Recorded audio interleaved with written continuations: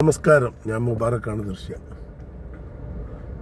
ഞാനിപ്പോൾ ഈ കാസർഗോഡ് അതിവേഗതയിൽ വളർന്ന ഒരു സ്ഥലമാണ് ഈ പ്രസ് ക്ലബ്ബ് മുതൽ പുതിയ ബസ് സ്റ്റാൻഡ് വരെ.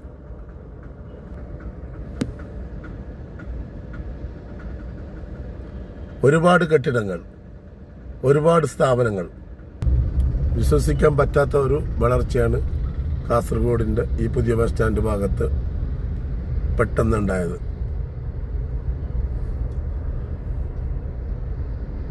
City Gold Fashion jewellery, Malabar Gold, അതുപോലെ തന്നെ ചെമ്മന്നൂർ, ഇതൊക്കെ പെട്ടെന്ന് വളർന്ന ബിൽഡിങ്ങുകളാണ്, ടൗണുകളാണ്. ഒരു 5 വർഷത്തിൻ്റെ ഇടയിൽ വികസിച്ച കാസർഗോഡിൻ്റെ ഹൃദയഭാഗമായി മാറി.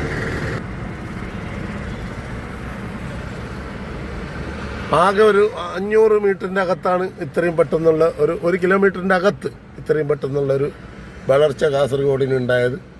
തീർച്ചയായും ഇതുപോലെ പോയി കഴിഞ്ഞാൽ ഒരു 4-5 വർഷം കഴിഞ്ഞാൽ നമുക്ക് കാസർഗോഡിനെ കണ്ട് നമുക്ക് പഴയ കാസർഗോഡ് വിട്ട് ഒരു പുതിയ കാസർഗോഡായി മാറും. ഇപ്പം തന്നെ അത് മാറിക്കഴിഞ്ഞു. കാലിക്കറ്റിനെ പോലെ, എറണാകുളം പോലെ അതുപോലത്തെ സിറ്റിയായും വളരുന്നുണ്ട്.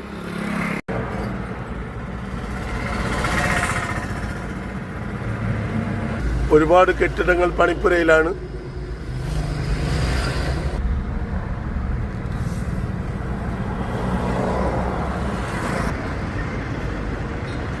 ശ്രീകൃഷ്ണ ഓർഡേഴ്സ്, ഇതൊക്കെ അന്ന് ചെറിയൊരു സ്ഥാപനമായിരുന്നു. എത്രയും പെട്ടെന്ന് വളർന്ന ഒരു സ്ഥാപനമായി മാറി.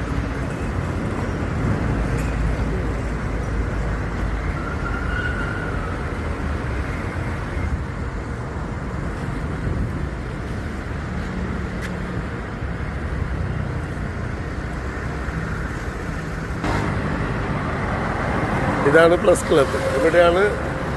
ഇവിടെ നിന്ന് പുതിയ ബസ് സ്റ്റാൻഡ് വരെയുള്ള വളർച്ചയാണ് അപ്പോൾ നമ്മൾ എടുത്തു പറയാനുള്ളത്. കൂടാതെ പുതിയ ഹൈവേ റോഡിൻ്റെ ഈ പാലം വന്നതോട്, ഈ ബ്രിഡ്ജ് വന്നതോടുകൂടി ഒന്നും കൂടി സ്ഥിതിഗതികൾ വളരെ കാസർഗോഡ് ചമഞ്ഞ ഒരവസ്ഥയിലാണ്, സുന്ദരിയായി.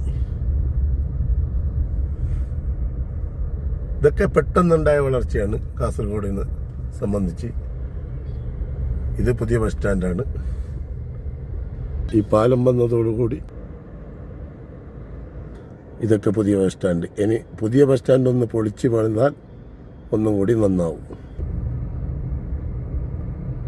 അതിമനോഹരമാണ് കാണാൻ. എന്തൊരു ഭംഗി! കാസർഗോഡിൻ്റെ സൗന്ദര്യം.